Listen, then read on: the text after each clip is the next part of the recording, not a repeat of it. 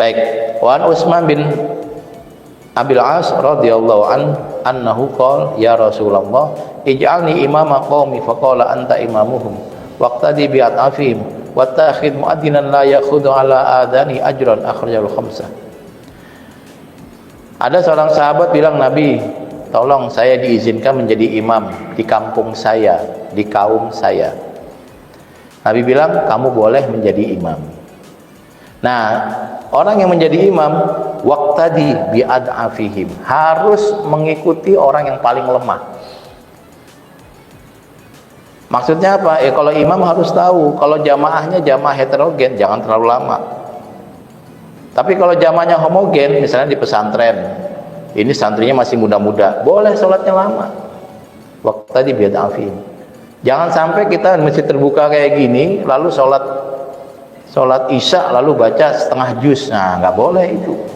Karena orang-orang tua tuh udah mau jatuh tuh, Pak. Yang kesemutan kasihan gitu, yang buru-buru kasihan. Waqtadi bi ad'afihim. Dhaif itu dalam artian fisiknya dhaif atau waktunya yang dhaif. Bisa jadi dia buru-buru dan seterusnya. Tapi kalau homogen boleh. Maka di pesantren itu istilah sholat panjang boleh. Tapi kalau masjid terbuka, ya kayak kita ini kan enak tadi. Tadi sholat baca Al-Hajju Asyurum Ma'lumat itu saya lihat waktunya cuma 5 menit. Itu waktu yang menyenangkan, waktu yang pas. Nah, tapi kalau jamaahnya homogen, satu macam, kuat semua, ya boleh lama gitu. Itu jadi patokan. Tapi kan sholat itu kan penting, Pak. Iya, kalau mau sholat lama, sholat sendiri, Pak. Bapak kalau sholat sendiri bisa berdiri lama, sujud lama. Tapi kalau sholat jamaah, secukupnya saja. Ya, seperti kita lakukan sehari-hari itulah kalau sholat jamaah. Bukankah kalau lagi sujud itu kita dekat dengan Allah dan disuruh membaca doa sebanyak-banyaknya? Kalau sendiri boleh. Kalau lagi jadi imam, sujudnya lama, makmumnya pada takbir, pada tasbih, Pak. Subhanallah, subhanallah.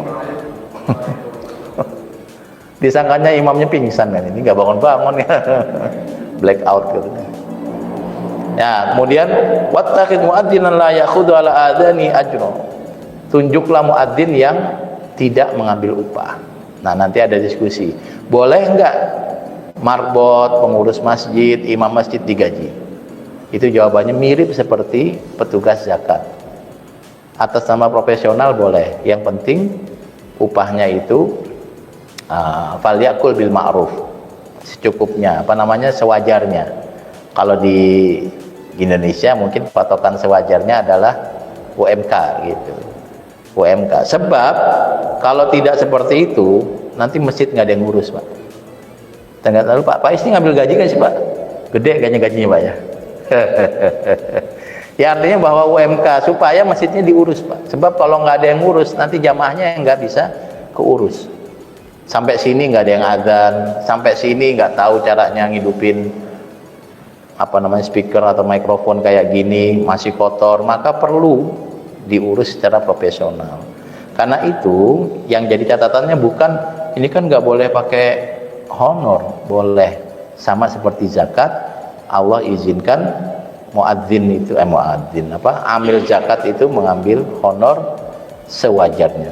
Man kana faqiran falyakul bil ma'ruf. Termasuk juga ngurusin anak yatim juga boleh ngambil zakat. Kan ini anak yatim hartanya. Iya, kalau nggak dikasih honor, nanti nggak ada orang yang mau ngurus anak yatim. Maka pengurus panti asuhan boleh mengambil honor supaya anak yatim bisa dirawat dengan baik. Konteksnya sama dengan masjid. Masjid-masjid yang diurus profesional itu bagus-bagus, Pak. Jamaahnya nyaman gitu ya. Terurus.